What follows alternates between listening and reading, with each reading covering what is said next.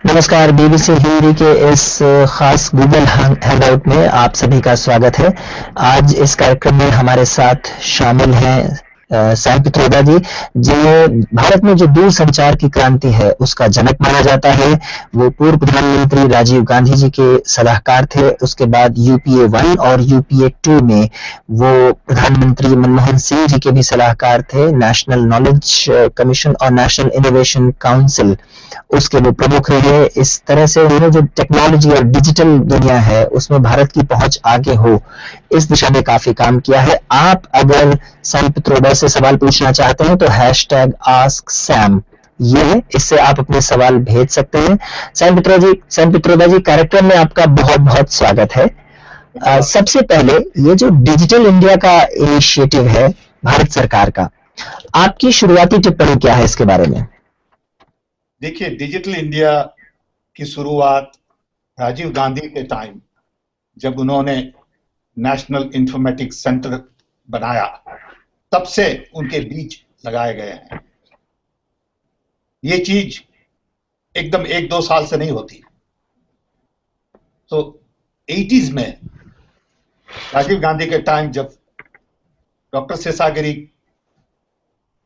के साथ national informatics centre बनाया गया, तब से हम लोग बहुत सारे लोगों को ट्रेन कर रहे हैं, सिस्टम्स इंस्टॉल कर रहे हैं।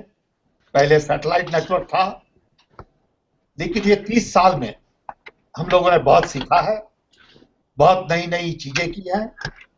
तो आज जब सरकार कह रही है कि डिजिटल इंडिया बन रहा है, वो तो बेसिकली हम रीपैकेजिंग कर रहे हैं जो लास्ट 30-10 साल से बन रहा है। अच्छी चीज है। हम कह रहे हैं कि सरकार को बधाई देनी चाहिए कि ये काम आगे बढ़ रहा है, लेकिन ये भी समझना है कि एक नई वेबसाइट बनाने से डिजिटल इंडिया नहीं बन सकता। डिजिटल इंडिया बनाने के लिए 4 चीजें बहुत जरूरी है। एक है कनेक्टिविटी। अगर देश जुड़ा नहीं होगा तो डिजिटल इंडिया कैसे बनेगा? तो राजीव गांधी के टाइम हमारे पास 5 मिलियन टेलीफोन्स थे। तब हम सबने मिलकर C.DOT बनाया, digital networks, rural exchanges, digital switching बनाई। फिर मोबाइल टेलीफोन आया। उसकी वजह से अब हमारे वहां 100 करोड़ टेलीफोन्स हैं। अब देखिए कहां है 5 मिलियन से 100 करोड़ तक। ये एक है कनेक्टिविटी। दूसरा है कि हम लोगों ने मनमोहन सिंह के वक्त नॉलेज नेटवर्क बनाया, जिससे 1500 जगह पे ऑप्टिकल फाइबर बहुत हाई स्पीड वाला बनाया, जिससे हमारी यूनिवर्सिटीज, हमारी रिसर्च लेबोरेटरीज, हमारी लाइब्रेरीज सबको हम जोड़ सके, जिससे ज्ञान एक दूसरे के साथ बांट सके। इसमें हमें करीबन 10,000 करोड़ का खर्चा हुआ। उसके बाद हमने खुद ने बहुत सारा समय पंचायत को जोड़ने में लगाया। तो अभी हम लोग 2,50,000 पंचायत को ऑप्टिकल फाइबर से जोड़ रहे हैं। जब ये सब होगा तब बनके डिजिटल इंडिया का फायदा लोगों को होगा। ये तो एक ही चीज हुई, कनेक्टिविटी।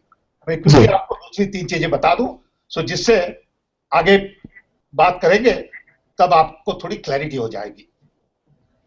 दूसरी चीज है प्लेटफॉर्म्स। अगर आप लोगों को और जगह को टैग नहीं लगा सकते तो आपको पता ही नहीं चलेगा कि कौन यूज कर रहा है क्या। सो नंदन नीलेकनी ने यूआईडी का प्रोग्राम शुरू किया, जिसमें भी हजारों करोड़ का खर्चा हुआ। जब शुरू किया लोग निंदा कर रहे थे। अब देखिए 80 करोड़ लोगों को यूआईडी मिल गया है, जिससे आपके फेशियल फोटोग्राफ्स, फिंगरप्रिंट्स, आइरिस से आप हर लोग को टैग लगा सकते हैं, जिससे उनको फायदा होगा, like know your customer bank account के लिए, गैस कुकिंग गैस के लिए, टेलीफोन कनेक्शन के लिए। वैसे ही जीआईएस से हर जगह पे टैग लगानी है कि रेलवे स्टेशन है, ये स्कूल बस स्टैंड है, ये स्कूल है, यहाँ पे एक हॉस्पिटल है, रोड, जंगल, नदी, नाले, ये सब के लिए टैग लगानी है, तो पता चलेगा कि कौन क्या काम कर रहा है। सो दूसरी चीज है प्लेटफॉर्म, तीसरी चीज है applications, drivers licence, income tax, food distribution, और चौथी चीज है डेटा सेंटर्स, सिक्योरिटी। ये सब चीजों को बनाने में बहुत सारे साल लगते हैं। एनआईसी में अभी 10,000 लोग काम कर रहे हैं, तो ये चीजें ओवरनाइट नहीं बनती। ठीक है, सरकार भी सर पित्रोदा जी ये कह रही है कि इसमें समय लगेगा, और आप जिस एनआईसी की चर्चा कर रहे हैं उसके बारे में सरकार ने इस डिजिटल इंडिया का जो अपना प्लान रखा है सामने, उसमें कहा है कि अब ये बिल्कुल ऐसी स्थिति में है जिसको कहते हैं ओवरहॉलिंग करने की जरूरत है, पूरा नया करने की जरूरत है। तो जिस एनआईसी की चर्चा आप कर रहे हैं वो एनआईसी सरकार उसमें मूलभूत बदलाव करना चाहती है, बुनियादी बेसिक जो चेंजेस हैं वो लाना चाहती है। अच्छा, ऐसा है कि एनआईसी जब बनाई गई थी तब प्लानिंग कमीशन में थी, फिर बीजेपी की गवर्नमेंट के टाइम में उसे डिपार्टमेंट ऑफ इलेक्ट्रॉनिक्स में लिया गया। हमने बहुत दफा बताया है कि डिपार्टमेंट ऑफ इलेक्ट्रॉनिक्स एनआईसी के लिए गलत जगह है, उसे फिर ले जाना है प्लानिंग कमीशन में और पीएमओ में, उसे ऑटोनॉमी देनी है, वो आईएएस ऑफिसर के अंडर नहीं रह सकता। प्लानिंग कमीशन तो खत्म हो चुका है, जो भी कहे वो तो प्लानिंग ले जाइए, जो भी दूसरा नाम है, NITI Aayog. You cannot have a vertical silo for NIC, और सब डिपार्टमेंट में आपको चाहिए चीफ इंफॉर्मेशन टेक्नोलॉजी ऑफिसर, वो तो है जो बात इस सरकार ने भी कही है, जो यह सरकार भी कह रही है। और ई गवर्नेंस की जहां तक बात होती है या उसकी चर्चा होती है, ई गवर्नेंस देने की जब बात होती है सैम पित्रोदा जी, तो क्या जो ऑफिसर्स हैं, जो अभी हमारी जो नौकरशाहों की फौज है, वो डिजिटल इंडिया को डिलीवर करने के लिए आपको लगता है कि तैयार है? बिल्कुल तैयार है, बिल्कुल तैयार है। ऐसा नहीं है कि डिजिटल इंडिया के लिए खाली प्राइवेट लोगों की जरूरत है। प्राइवेट तो उसको बिजनेस मॉडल लगा सकते हैं, क्योंकि सब जो डेटा है, इंफॉर्मेशन है, वो तो गवर्नमेंट के पास है। आपको इंफॉर्मेशन चाहिए स्कूल के बारे में, टीबी के बारे में, इम्यूनाइजेशन के बारे में, ये सब इंफॉर्मेशन तो गवर्नमेंट के पास ही है। तो ये गलत बात है कि आप सब दे दीजिए प्राइवेट को, सब हो जाएगा, ऐसा नहीं होता। प्राइवेट को देने की बात पर एक प्राइवेट और जो सरकार की पार्टनरशिप है, वो जिस तरह से डिजिटल इंडिया के लॉन्च के समय में दिखाई दी, ऐसा लग रहा था अब तक कि जो प्राइवेट कंपनियां हैं या जो प्राइवेट सेक्टर है, वो डिजिटल स्पेस को लगातार एक्सप्लॉइट कर रहा था, अपने हित में उसका इस्तेमाल करता जा रहा था। डिजिटल इंडिया के लॉन्च के समय ऐसा लगा कि सरकार पूरे जो प्राइवेट सेक्टर है उसको अपने साथ जोड़ करके डिजिटल इंडिया को आगे बढ़ने की कोशिश कर रही है। देखिए, प्राइवेट सेक्टर इसमें खाली बिजनेस मॉडल बना के सुविधाएं बेच सकता है। प्राइवेट इनिशिएटिव गवर्नमेंट की सुविधाएं बना नहीं सकती। अब आप देखिए, पासपोर्ट का सब काम तो है गवर्नमेंट का। अगर आपको सॉफ्टवेयर एक के लिए 2,000 लोग चाहिए प्राइवेट से, वो तो आप हायर कर सकते हैं। अभी जब 10,000 लोग हैं एनआईसी में, उसमें से 6,000 लोग तो हैं प्राइवेट सेक्टर से, तो प्राइवेट सेक्टर ऑलरेडी लगा पड़ा है। लेकिन प्राइवेट सेक्टर गवर्नमेंट की डायरेक्शन से सॉफ्टवेयर डेवलप कर रहा है। जब ये सब डेवलप हो जाएगा, तब प्राइवेट सेक्टर बिजनेस मॉडल लगा के लोगों को सुविधा दे सकेंगे। अब आप देखिए, हम लोगों ने लगाए थे 100,000 centres to deliver public services to citizens. वो तो फेल गए क्योंकि गवर्नमेंट सरकार ने सर्विस लगाई नहीं थी। अब ये क्या हुआ है कि लास्ट 30 इयर्स में जो काम हुआ है वो सब काम अब हमें बदलना है, क्योंकि टेक्नोलॉजी बदल गई है, जिससे सब चीजें हमें ले जानी है क्लाउड कंप्यूटिंग पे, सब चीजें हमें ले जानी है ओपन सोर्स सॉफ्टवेयर पे, मोबाइल टेलीफोन, और इसके लिए हमें स्टैंडर्ड्स बनाने हैं। अभी तो क्या है कि यूपी सरकार कुछ कर रही है, कर्नाटका कुछ कर रहा है, बिहार कुछ कर रहे हैं, सब अपना अपना लगा रहे हैं नाटक। इससे काम नहीं बनेगा। हमें एक बर्थ सर्टिफिकेट चाहिए सबके लिए, हमें एक पुलिस रिपोर्ट चाहिए सबके लिए। स्टैंडर्ड्स अलग अलग भाषा में हो बराबर है, लेकिन हमें देश में स्टैंडर्ड्स बनाने हैं। हम ये 10 साल से कह रहे हैं, नॉलेज कमीशन के रिपोर्ट में भी बताया, लेकिन किसी को करना नहीं है, क्योंकि इसके लिए सबको मिलजुल के एक स्टैंडर्ड बनाने पड़ेंगे। आपने ये जो कहा सैम पित्रोदा जी कि ये बनाना है लेकिन ये हो नहीं पा रहा, आप जब खुद सरकार के अंग थे, सरकार का अंग थे, सरकार का एक हिस्सा थे, क्या परेशानियां आई जिसकी वजह से नहीं हो पाया? परेशानियां 2-3 चीजों में है। एक तो क्या है कि अभी जो काम चल रहा है that is driven by vendors, क्योंकि सब अपने अपने सॉफ्टवेयर बेचते हैं, सब अपने अपने हार्डवेयर बेचते हैं। अगर आप स्टैंडर्डाइज करेंगे तो एक एजेंसी डिसाइड करेगी क्या खरीदना क्या बनाना, तो आप सब लोगों का कंट्रोल ले लेंगे। वो लोगों को अच्छा नहीं लगता, कुछ ना कुछ बहाने बताते रहते हैं कि ये होगा वो होगा, लेकिन द बॉटम लाइन इज कभी ना कभी ये करना पड़ेगा।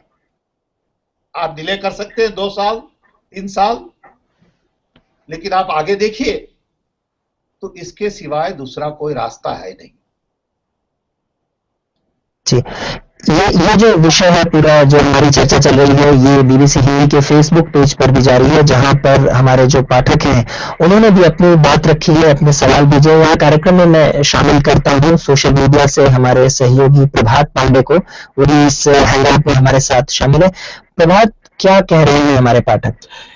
जी मुकेश, सैम साहब से काफी सवाल पूछे जा रहे हैं और ज्यादातर पाठक जो है वो ये जानना चाहते हैं, जिसमें से एक राजीव रंजन जी हैं।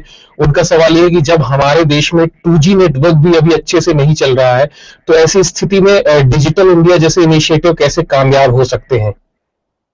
देखिए, डिजिटल इंडिया जैसे इनिशिएटिव को कामयाब करना बहुत जरूरी है, क्योंकि उसी से आप लोगों को सरकार के साथ जोड़ना कम करेंगे, और बीच में जो इंटरफेस आता है सरकार में, जिससे लोगों को बहुत तकलीफ होती है, वो आप मिटा सकेंगे।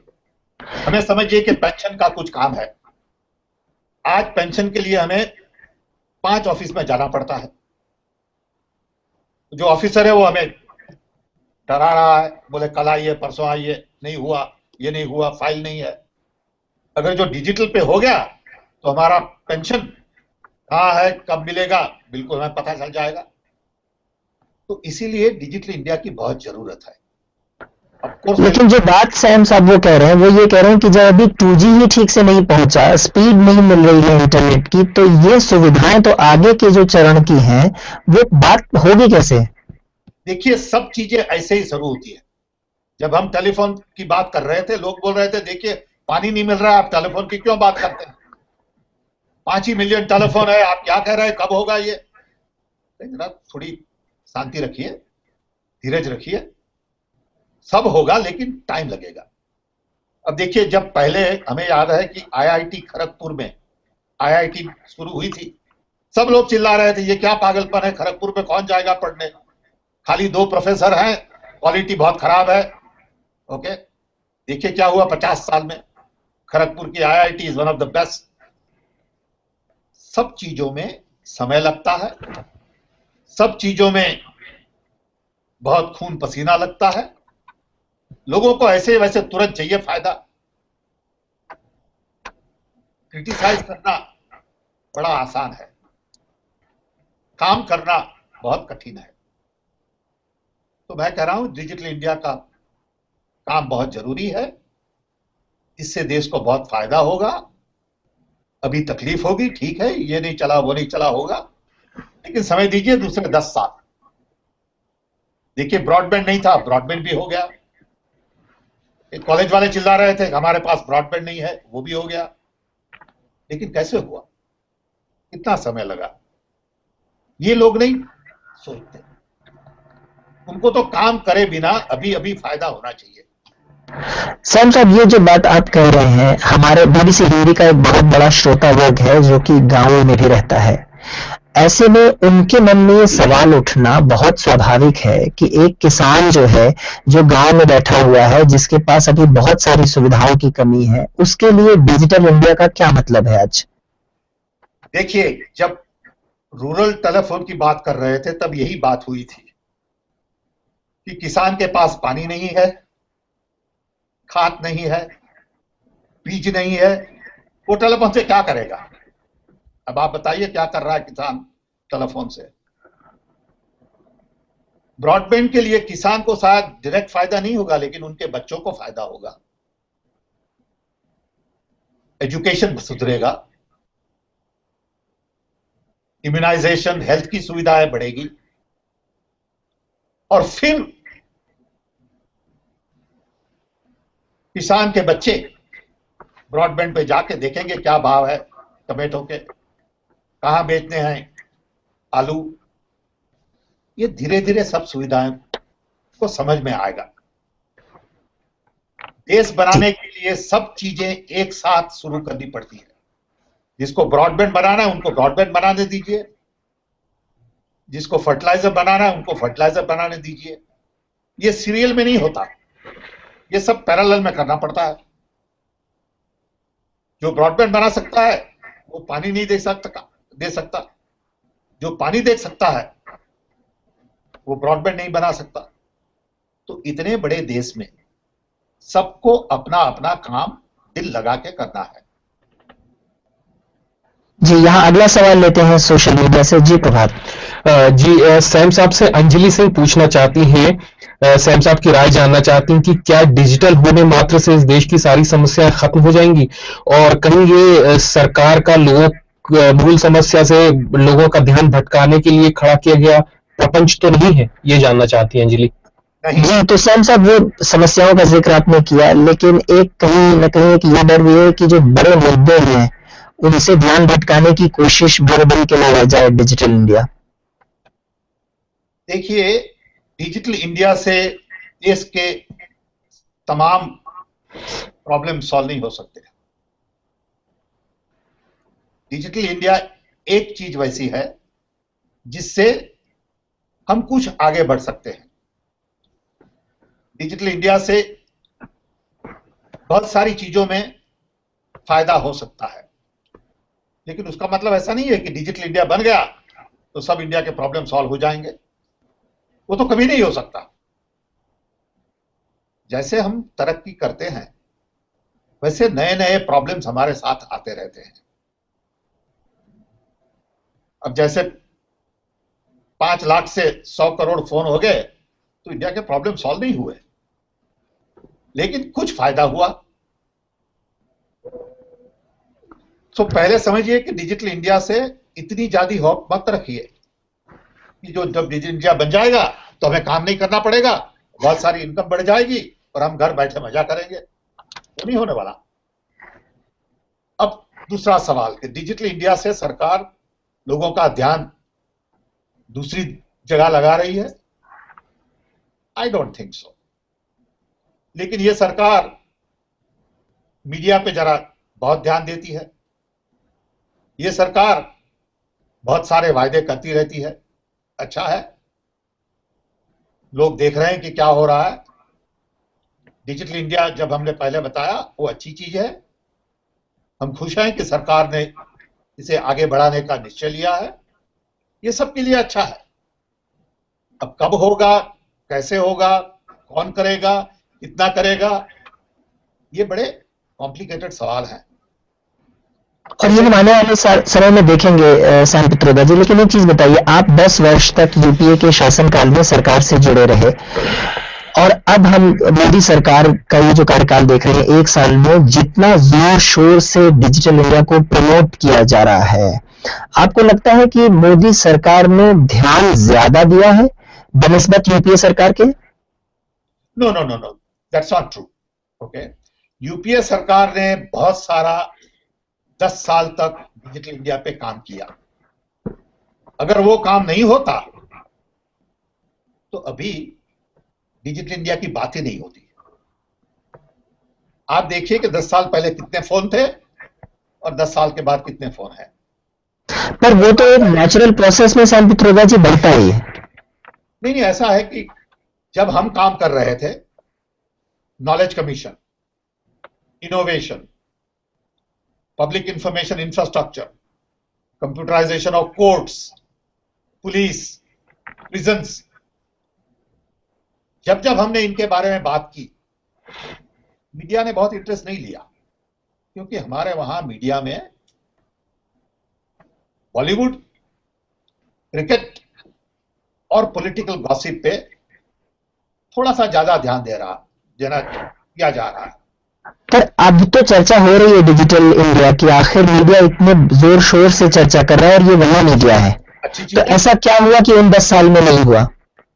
ओ माय गुडनेस, 10 सालों में कितना सारा काम हुआ। 10 सालों में देखिए, ये चर्चा मीडिया ने क्यों नहीं की? जब काम चल रहा है तब चर्चा करना एक चीज है, जब काम हो गया चर्चा करना दूसरी चीज है।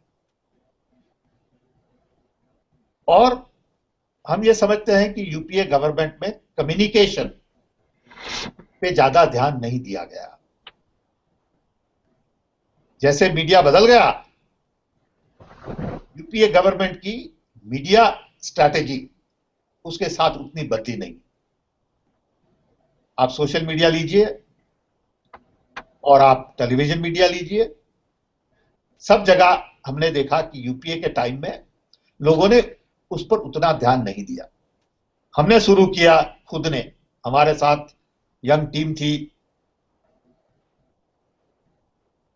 10-12 लोग थे, उन्होंने शुरू किया पहला गूगल हैंगआउट प्लानिंग कमीशन के मोंटेक सिंह अहलूवालिया के साथ।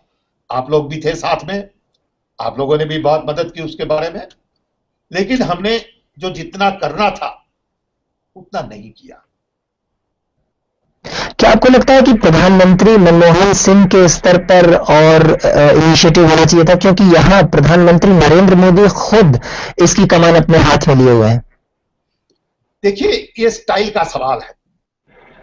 ओके, मनमोहन सिंह बुजुर्ग, पढ़े लिखे, ग्रेट इकोनॉमिस्ट, बड़े सोबर थे। वो हर 3 दिन मीडिया के साथ नहीं जा रहे थे, उनका ध्यान था काम में, उनकी स्टाइल अलग थी। नरेंद्र मोदी की स्टाइल अलग है, लेकिन मीडिया जाके सब बड़ी बड़ी बातें करने से काम नहीं बनता। अब देखते हैं, जरा समय दीजिए, पता चलेगा क्या हो रहा है क्या नहीं हो रहा। जी जरूर। अगला सवाल लेते हैं सोशल मीडिया से। प्रभात, सैम के लिए सवाल के साथ साथ काफी कॉम्प्लीमेंट्स भी आ रहे हैं। उन्हें सूचना क्रांति के क्षेत्र में भारत को ग्लोबल प्लेटफॉर्म पे लाने का श्रेय दिया जा रहा है। और इसी के बीच में एक सवाल भी अर्चना कुमारी कहती है कि सरकार के जो खुद के संस्थान है जैसे बीएसएनएल, वो तक क्वालिटी सर्विसेज नहीं दे पा रही है, तो जब जो एग्जिस्टिंग ऑर्गेनाइजेशन है वो क्वालिटी नहीं दे पा रहे हैं, तो ऐसे में नए इनिशिएटिव लाने का क्या मतलब है?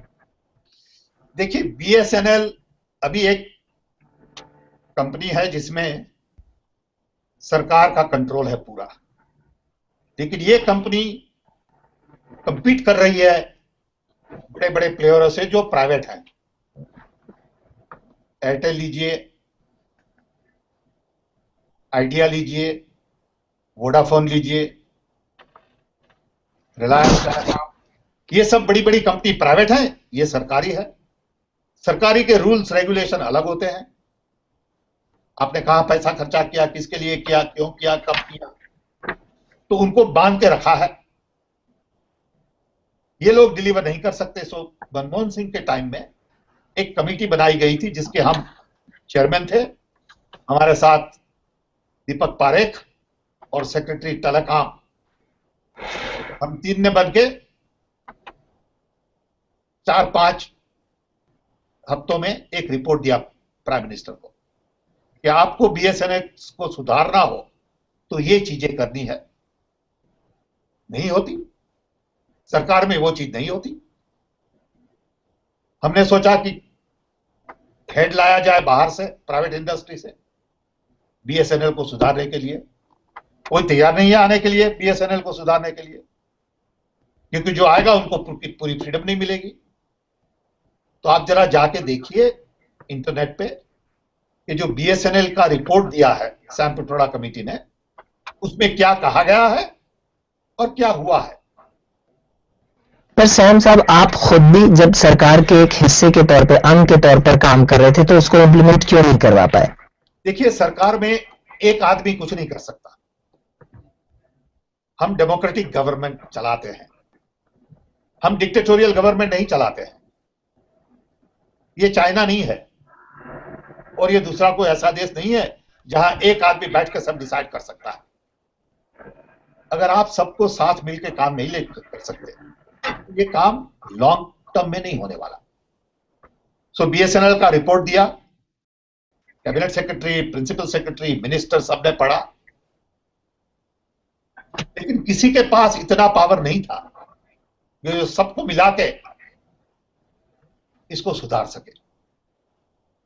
हमने खुद इसके बाद एक कमेटी कैबिनेट सेक्रेटरी बनाई जिसमें हम थे कमेटी में, to select managing director of BSNL. हमने 20 लोगों के इंटरव्यू लिए, कोई ऐसा कैंडिडेट मिला ही नहीं जो कहे कि हम इसको पूरा बदल देंगे। सरकार में क्या होता है कि personal agenda sometimes takes over public agenda. Public किसके पर्सनल एजेंडा की ओर आपका इशारा है सैम साहब? सब लोगों पे, किसी को प्रमोशन का है, किसी को कोई सिफारिश का है, किसी को कोई अलग इरादा है, किसी को 2 साल में ट्रांसफर हो जाने वाला है। ओके, ये इश्यू सब पब्लिक सेक्टर के लिए लग रहा है। ये खाली बीएसएनएल का काम नहीं है। आप देखिए, सब पब्लिक सेक्टर अभी वही स्थिति में है। हमारी बैंक्स देखिए, उसका भी यही हाल है। तो हम तो ये सोचते हैं कि जो डिजिटल इंडिया के लिए और डिजिटल टेक्नोलॉजी का ऑर्गेनाइजेशनल स्ट्रक्चर है, which is more egalitarian, which is more with freedom, autonomy, flexibility, वो सरकार में नहीं है। सरकार को ऑर्गेनाइजेशनल आर्किटेक्चर बदलना है। अब आप देखिए, कोई भी सेक्रेटरी हो, वो 2 साल में ट्रांसफर हो जाएंगे। अगर आप एक पर्सन को वही जॉब में 3-5 साल नहीं रखेंगे, तब काम कैसे बनेगा? धीरे धीरे सुधार हो रहा है, लेकिन हमें एडमिनिस्ट्रेटिव रिफॉर्म्स चाहिए, हमें जुडिशरी रिफॉर्म्स चाहिए। आप देखिए, 3 करोड़ कोर्ट केसेस पेंडिंग है इंडिया में। एक कोर्ट केस को सेटल करने में 10 साल लगते हैं कभी कभी। क्यों? हमारे पास कंप्यूटर्स है, इंफॉर्मेशन टेक्नोलॉजी है, सब है। हम ये क्यों नहीं तय कर सकते कि हर कोर्ट केस 3 साल में सेटल हो जाना चाहिए? हो सकता है, लेकिन इसके लिए आपको जुडिशरी को कन्विंस करनी पड़ेगी। जुडिशरी बोलती है हम ये नहीं कर सकते, क्योंकि you will have to transform. जी, यानी प्रशासनिक स्तर पर कई मसले हैं जिनका आप जिक्र कर रहे हैं। एक बार फिर चलते हैं प्रभात पांडे के पास। प्रभात, अगली बात क्या आई है हमारे पास? मुकेश, डिजिटल इंडिया को लेकर लोगों के काफी सारे पॉजिटिव बातें भी लोग कर रहे हैं, लेकिन ज्यादातर लोग सशंकित हैं और सैम साहब से जानना चाहते हैं कि ऐसा देश जो खराब कनेक्टिविटी और कॉल ड्रॉप जैसी बेसिक समस्याओं से जूझ रहा है, उसमें डिजिटल इंडिया कैसे कामयाब होगा? देखिए, कॉल ड्रॉप को भी सुधारना है, बैंडविड्थ भी बढ़ानी है और डिजिटल इंडिया का सॉफ्टवेयर भी तैयार करना है। ये नहीं हो सकता कि जब तक कॉल ड्रॉप नहीं सुधरते तब तक डिजिटल इंडिया का काम बंद करो। हमने आगे भी बताया कि सब चीजें पैरेलल में करनी है, कुछ सुधरेगी, कुछ बिगड़ेगी, कुछ आगे जाएगी, कुछ पीछे जाएगी, लेकिन ये सबको मिला के एक रोड मैप जो बनाया है डिजिटल इंडिया का, ब्रॉडबैंड का, 3G, 4G, ये सबको एक साथ जोड़ना है। सबको एक साथ में जोड़ना है सैम साहब, लेकिन ये जो बात यहाँ पर भास्कर कुमार ने कही है, ये जब भी अगर भारत में निकली तो एक मुद्दा है जिसके बारे में ज्यादातर लोग बात करते हैं कि फोन की कनेक्टिविटी इतनी खराब है, कॉल अचानक ड्रॉप हो जाती है। अच्छी से अच्छी योजना बने, लोग उसको इनके कंपैरिजन में देखने लगे हैं कि जब आप ये बुनियादी चीज नहीं दे पा रहे हैं, बेसिक चीज कॉल कनेक्टिविटी की नहीं मिल पा रही है, तो डिजिटल इंडिया जैसा बड़ा सपना कैसे पूरा होगा? अब देखिए, कॉल ड्रॉप हमारी नजर से एक बड़ा प्रॉब्लम है, क्योंकि हमारे वहां ARPU, that is annual revenue पर फोन इज वेरी लो। अब $6 आरपू है हमारे वहां, दुनिया में $50 है। तो हमें रूरल इंडिया तो ये सर्विस अफोर्डेबल करनी है। जब $6 आरपू हो तो नेटवर्क पे लोग खर्चा नहीं करेंगे, तो जो ऑपरेटर्स हैं वो पैसे बचाते हैं। तो नेटवर्क डिजाइन किया है 20,000 लोगों के लिए और 40,000 लोग जुड़े पड़े हैं, तो कॉल ड्रॉप हो गई। उपाय क्या है इसका? अगर 40,000 के लिए आप 40,000 का नेटवर्क बनाइए, उसका खर्चा ज्यादा होगा, उसके लिए लोगों को कॉल रेट बढ़ेगा, ज्यादा पैसे देने पड़ेंगे। अभी ऐसा डिसीजन लिया जाए कि $6 की वजह $12 आरपू हो जाएगा सबका एवरेज। पैसे आएंगे जो आप लगाएंगे नेटवर्क में, तो नेटवर्क बहुत कॉल हैंडल कर सकता है। अभी क्या है कि नेटवर्क में लोगों को पैसे नहीं लगा रहे, ऑपरेटर को, क्योंकि आरपू ही नहीं है तो कैसे पैसे लगाएंगे। उनका भी आप देखिए एक सवाल, लोगों को चाहिए बहुत सस्ता फोन, इतना सस्ता कि जो 5-6 टाइम्स दुनिया से सस्ता हो, और बोल रहे हैं कि हमको दुनिया की क्वालिटी चाहिए। लेकिन सैम पित्रोदा साहब, अभी पिछले दिनों बीबीसी से इंटरव्यू में जो केंद्रीय सूचना, जो आईटी मंत्री हैं, सूचना और प्रौद्योगिकी मंत्री रविशंकर प्रसाद जी, उन्होंने कहा कि जो टेलीकॉम कंपनियां हैं, आखिर उनको इतना प्रॉफिट जब हो रहा है तो ये सर्विसेज क्यों नहीं दे रही हैं? उनको ये सर्विसेज देनी पड़ेगी, लोगों को बेहतर सुविधाएं देनी होंगी। सच, बिल्कुल राइट क्वेश्चन है।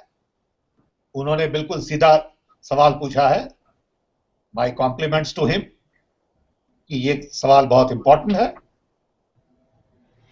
जाके पूछिए ऑल ऑपरेटर्स को, वो बताएंगे आपको।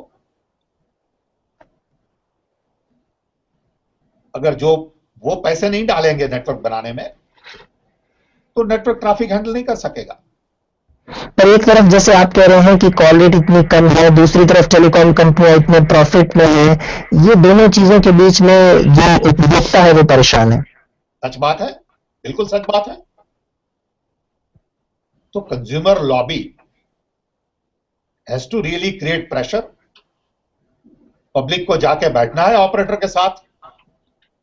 सरकार तो एक पीस है, पब्लिक को प्रेशर करना है, क्योंकि डेमोक्रेसी हमारे वहां।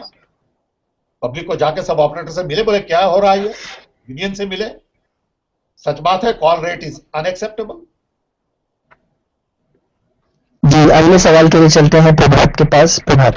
अरमान अली जानना चाहते हैं, ये सरल भाषा में समझना चाहते हैं कि गांव तक जो है वो अभी तक इंटरनेट नेटवर्क नहीं पहुंचा है और फोन कनेक्शन अच्छे से नहीं पहुंचे हैं, तो गांव तक डिजिटल इंडिया का फायदा किस तरह से पहुंचेगा, ये सरल भाषा में समझना चाहते हैं, क्योंकि सरकार ने अभी तक जो प्रचार प्रसार किया उससे इन्हें समझ नहीं आ रहा है। अब देखिए, जब हम बच्चे को कंप्यूटर देते हैं और उसके साथ ब्रॉडबैंड कनेक्शन देते हैं, हम उन्हें एक नई खिड़की देते हैं, जो खिड़की से वो दूसरी दुनिया देख सके। हम जब बच्चे थे, हमारे पास खेलने के लिए गिल्ली डंडा था और एक छोटा सा गेंद था। ये बच्चों के लिए ब्रॉडबैंड से हम पूरी दुनिया खोल देंगे। तो बच्चे जाके देखेंगे म्यूजियम, वो न्यूयॉर्क घुमाएंगे कंप्यूटर पे, पेरिस घुमाएंगे, अफ्रीका के डेजर्ट देखेंगे। ये इतना बड़ा टूल है। ये ब्रॉडबैंड तो क्या है कि ये एक नई खिड़की है। ये खिड़की में से आप दुनिया दूसरी तरफ देख सकते हैं, बहुत सारा सीख सकते हैं। ये नहीं है कि ब्रॉडबैंड से 80 साल की बुढ़िया को इंस्टेंट फायदा हो जाएगा और किसान को इंस्टेंट फायदा हो जाएगा। उनके बच्चों को, उनके पोते को एक नया हथियार मिलेगा जिससे उनकी दुनिया बदल जाएगी पहले, फिर धीरे धीरे लोग सीखेंगे। ये काम शायद लगेगा 20 साल, लेकिन समझिए देश बनाने में 20, 50, 100 साल लगते हैं। देश कंपनी की तरह 3 साल में नहीं बनता, और देश बनाने के लिए बहुत लोगों को बहुत कठिनाइयां सहन करनी पड़ती है, बहुत लोगों को काम करना पड़ता है। यह रास्ता सीधा, सरल और छोटा नहीं है। यह रास्ता बड़ा कठिन, लंबा और बहुत कॉम्प्लिकेटेड है। ये कॉम्प्लिकेटेड रास्ता है और उसमें विशेषज्ञों की जो महारत है उसकी जरूरत भी पड़ती है। सैम पित्रोदा, आप काफी समय से शिकागो में हैं। आप वापस भारत आकर आखिर सरकार से इस बारे में आपकी संपर्क करने की कोई योजना या आपकी जो विशेषज्ञता एक्सपर्टीज है वो मौजूदा सरकार जो है मोदी सरकार, उसको देने की कोई योजना आपकी? देखिए, राजीव गांधी के टाइम हम इंडिया 10 साल आ गए। हमने हमारी नागरिकता बदल दी, अमेरिकन से हिंदुस्तानी हो गए। उस 10 साल में बहुत सारा काम किया, telephone, technology missions, immunisation, literacy, edible oil, water, dairy, milk production. जब राजीव गांधी की हत्या हुई तब हमें पता चला कि हमारे पास पैसे नहीं है, क्योंकि हम इंडिया में कभी सैलरी नहीं लेते, 1 रुपये से काम करते हैं, हमारा खुद का खर्चा करते हैं। हमारे 2 बच्चे थे जिनको कॉलेज जाना था, तो हमें अमेरिका वापस आना पड़ा जो हम पैसे बना सके फैमिली को ठीक से रखने के लिए।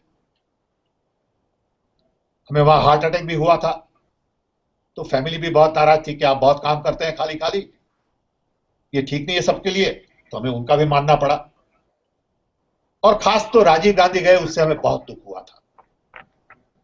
लोगों के लिए वो प्राइम मिनिस्टर थे, हमारे लिए वो सब थे।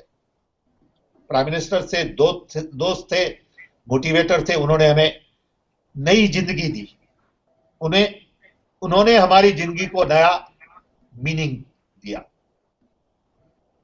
तो हम यहां वापिस आ गए शिकागो, 10 साल हमारी लाइफ सेटल की। फिर जब यूपीए गवर्नमेंट आई तो फिर हम चले गए, नॉलेज कमीशन के चेयरमैन, इनोवेशन के चेयरमैन, पब्लिक इंफॉर्मेशन इंफ्रास्ट्रक्चर, हमें कैबिनेट मिनिस्टर का दर्जा दिया गया और हमने बहुत सारा काम किया शांति से, आवाज किए बिना, पब्लिसिटी किए बिना। जब नई सरकार आई तो हमने सोचा ये बराबर है कि हमें इस्तीफा देना चाहिए। वो उनका लोग ला सकते हैं, उनके खुद आदमी लाएंगे, नए लोग लाएंगे, ठीक है। अब हम फिर यहां बैठ के फैमिली का थोड़ा ध्यान दे रहे हैं,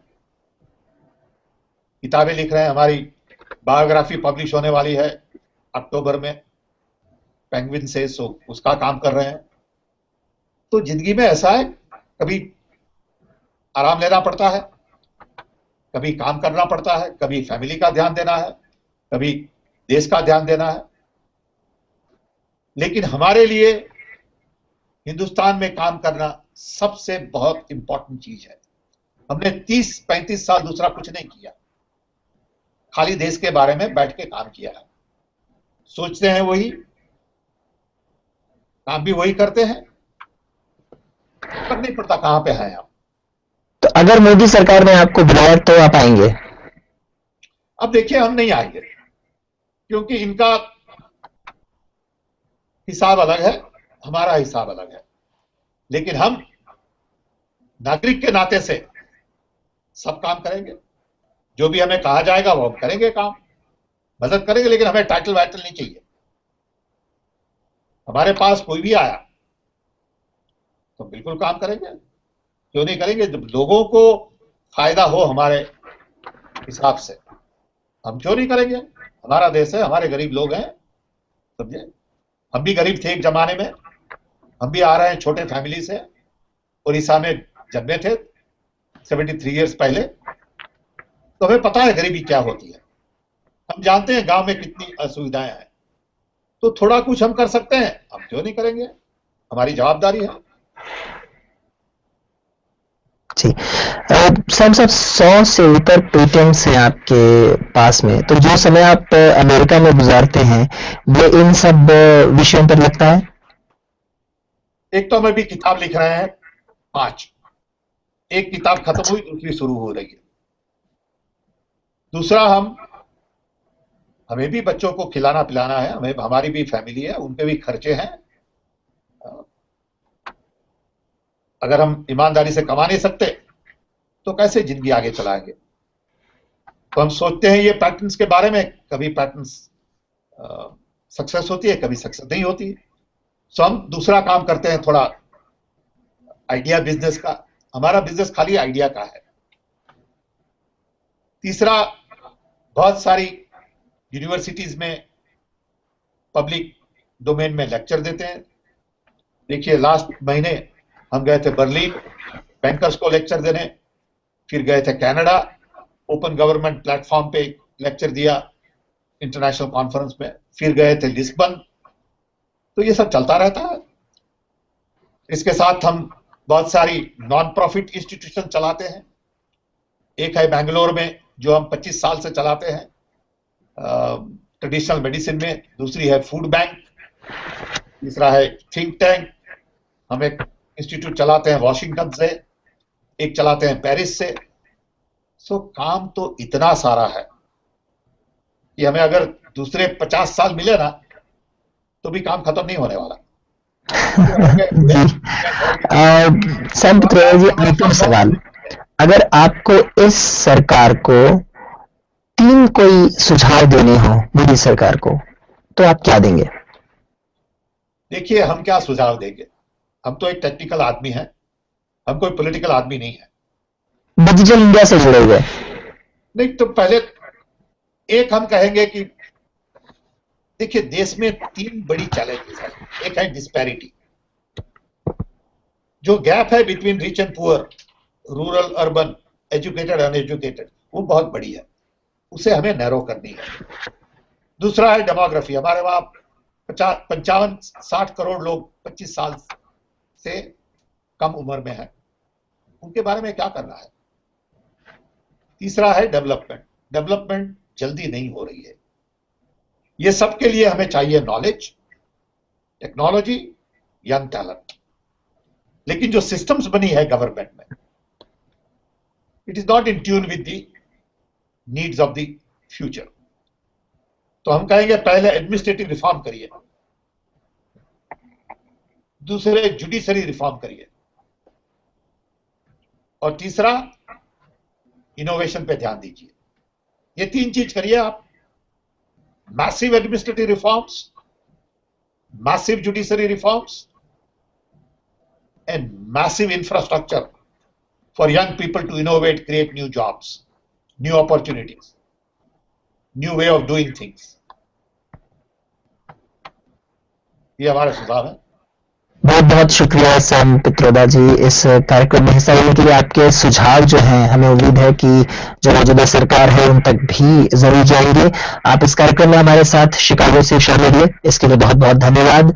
और अब यहीं पर हम इस BBC गूगल हैंगआउट कार्यक्रम को समाप्त कर रहे हैं। मेरे साथ कार्यक्रम में शामिल थे प्रभात पांडे, जो कि सोशल मीडिया का जो भी इनपुट था उसकी जो जानकारी थी उसके साथ यहाँ पर थे, और कार्यक्रम का तकनीकी पक्ष संभाला दीपक जसरोटिया ने। मुकेश शर्मा को इजाजत दीजिए, नमस्कार। बहुत बहुत धन्यवाद, और कभी भी दूसरा प्रोग्राम करना हो तो हमें बताइए। It's a great pleasure. बहुत बहुत शुक्रिया सर।